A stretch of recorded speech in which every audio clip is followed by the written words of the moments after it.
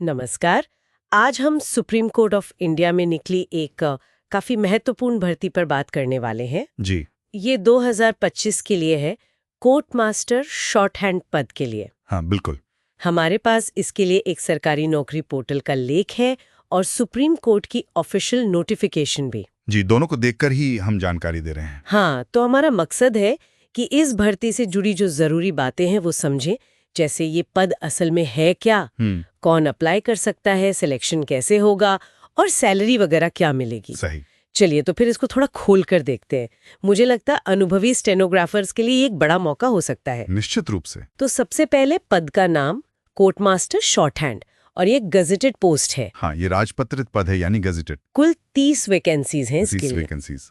अच्छा, इसका ब्रेकअप क्या है, मतलब कैटेगरी वाइज? हाँ, इसमें अनारक्षित यानी जनरल के लिए 16 हैं। ओके। एससी के लिए 4, एसटी के लिए 2 और ओबीसी जो नॉन क्रीमी लेयर वाले हैं उनके लिए 8 पद रखे गए हैं। ठीक है। और आप बता रहे थे कि ये पे लेवल 11 की पोस्ट है। ये तो काफी ऊंचा लेवल है। जी हाँ, पे लेवल 11। इसका मतलब है कि जो शुरुआती बेसिक पे है वो ही 67,700 रुपए है। अरे वाह। और इसके ऊपर फिर जो डीए है, एचआरए है और दूसरे अलाउंस हैं वो सब जुड़ेंगे। तो ये सिर्फ एक नौकरी नहीं है, मतलब ये भारत के सुप्रीम कोर्ट में एक काफी स्थिर और प्रतिष्ठित करियर का अवसर है। सही कहा। वेतन और प्रतिष्ठा दोनों ही काफी आकर्षक लग रहे हैं, लेकिन यहाँ तक पहुँचने के लिए योग्यता क्या चाहिए? देखिए, योग्यता में सबसे पहले तो ग्रेजुएशन की डिग्री होनी चाहिए, किसी भी मान्यता प्राप्त यूनिवर्सिटी से। ठीक है, ग्रेजुएशन। और उसके साथ इंग्लिश शॉर्ट हैंड में अच्छी स्पीड चाहिए, 120 शब्द प्रति मिनट। 120 वर्ड्स पर मिनट, ये तो काफी तेज है। हाँ, ये जरूरी है। और कंप्यूटर पर टाइपिंग स्पीड भी चाहिए, 40 शब्द प्रति मिनट। अच्छा, तो ग्रेजुएशन, शॉर्ट हैंड 120 और टाइपिंग 40, और अनुभव, क्या एक्सपीरियंस भी चाहिए? हाँ, अनुभव भी इसमें महत्वपूर्ण है, फ्रेशर्स के लिए नहीं है। ओके। इसमें कम से कम 5 साल के रेगुलर सर्विस का अनुभव मांगा गया है। किस पद पर? वो होना चाहिए प्राइवेट सेक्रेटरी या सीनियर पीए या फिर सीनियर स्टेनोग्राफर के कैडर में। और ये अनुभव किसी सरकारी विभाग, पीएसयू या फिर किसी स्टैट्यूटरी बॉडी में होना चाहिए। अच्छा, आयु सीमा भी है शायद? जी, आयु सीमा 1 जुलाई 2025 को देखी जाएगी। 30 से 45 साल के बीच होनी चाहिए। 30 से 45 साल। हाँ, और जो रिजर्व्ड कैटेगरीज हैं उनके लिए सरकारी नियमों के हिसाब से आयु में छूट भी मिलेगी। ठीक है, तो अप्लाई कैसे करना है? क्या फॉर्म वगैरह भरने हैं? नहीं, फॉर्म ऑफलाइन नहीं है, आवेदन सिर्फ ऑनलाइन ही करना होगा। कहाँ पर? सुप्रीम कोर्ट की जो ऑफिशियल वेबसाइट है www.sci.gov.in, उसी के जरिए। और फीस, आवेदन शुल्क भी होगा कुछ? हाँ, फीस है। जनरल कैटेगरी के लिए 1500 रुपए है। अच्छा। और जो रिजर्व्ड कैटेगरीज हैं, SC, ST, OBC, PWD, ex serviceman या स्वतंत्रता सेनानी के आश्रित, उनके लिए 750 रुपए है। ठीक है। और ये पेमेंट ऑनलाइन ही होगी? हाँ, पेमेंट यूसीओ बैंक के पेमेंट गेटवे के जरिए ऑनलाइन ही करनी होगी। आवेदन कब शुरू होंगे और कब बंद, इसकी तारीखें वेबसाइट पर ही आएंगी। चलिए अब आते हैं सबसे अहम हिस्से पर, सिलेक्शन प्रोसेस। ये थोड़ा लंबा चौड़ा लग रहा है। हाँ, इसमें कई स्टेप्स हैं, ध्यान से समझना होगा। बताइए। सबसे पहला है शॉर्ट हैंड अंग्रेजी टेस्ट। इसमें 120 शब्द प्रति मिनट की स्पीड से 7 मिनट का डिक्टेशन दिया जाएगा। 7 मिनट का डिक्टेशन? हाँ, और उसको फिर कंप्यूटर पर ट्रांसक्राइब करने के लिए 45 मिनट मिलेंगे। ओके। इसमें एक्यूरेसी बहुत जरूरी है, ज्यादा से ज्यादा 5% गलतियों की ही छूट है। सिर्फ 5%? जी, और इसमें कम से कम 50 मार्क्स लाना भी अनिवार्य है क्वालिफाई करने के लिए।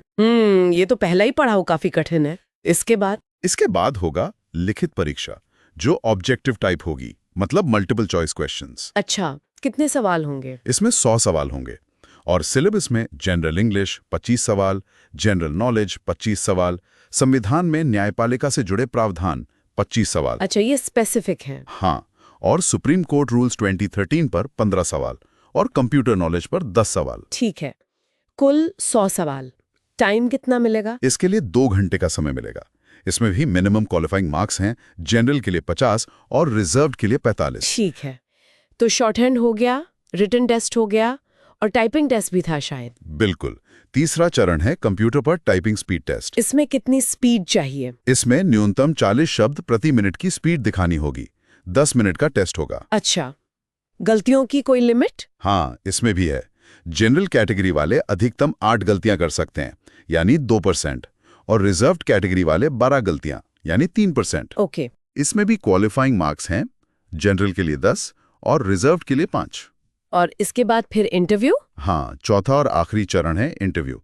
ये 30 नंबर का होगा। अच्छा। और इसमें भी क्वालिफाई करना जरूरी है। जनरल के लिए कम से कम 15 नंबर और रिजर्व्ड के लिए 13 नंबर लाने होंगे। अच्छा, एक बात और थी कि जिनके पास लॉ की डिग्री है उन्हें कुछ एक्स्ट्रा मार्क्स मिलेंगे? हाँ, ये एक अहम पॉइंट है। जिन कैंडिडेट्स के पास लॉ की डिग्री है, LLB या BGL, उन्हें 3 एक्स्ट्रा मार्क्स दिए जाएंगे। ये 3 मार्क्स तो काफी फर्क डाल सकते हैं मेरिट में। बिल्कुल बिल्कुल। तो क्या जितने लोग ये सारे टेस्ट पास करेंगे उन सबको इंटरव्यू के लिए बुलाया जाएगा? नहीं, ऐसा नहीं है। हर स्टेज के बाद शॉर्टलिस्टिंग होगी।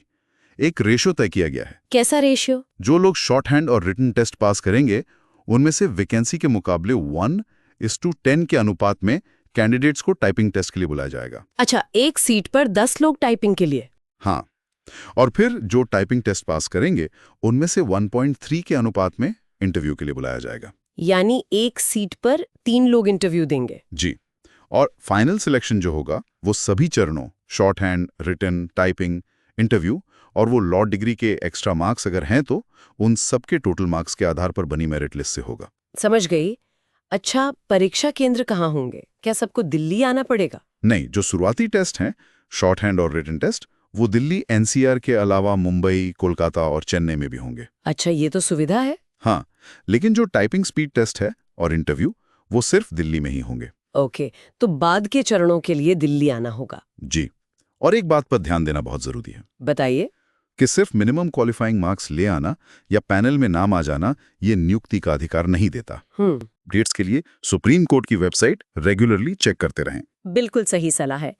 तो अगर हम संक्षेप में देखें, सुप्रीम कोर्ट में कोर्ट मास्टर के 30 पद हैं। जी। सैलरी और भत्ते काफी आकर्षक है। पे लेवल 11। हाँ। योग्यता में ग्रेजुएशन, 120 की शॉर्ट हैंड स्पीड, 40 की टाइपिंग स्पीड और कम से कम 5 साल का संबंधित अनुभव चाहिए। सही। और सिलेक्शन प्रोसेस में short hand test, written exam, typing test और इंटरव्यू शामिल हैं। लॉ डिग्री वालों को 3 एक्स्ट्रा मार्क्स भी मिलेंगे। बिल्कुल। ये उन स्किल्ड प्रोफेशनल्स के लिए वाकई एक सुनहरा अवसर है जो देश की न्यायपालिका के कामकाज में सीधे तौर पर योगदान देना चाहते हैं। हाँ, ये तो है। यहाँ एक बात सोचने वाली है वैसे। क्या?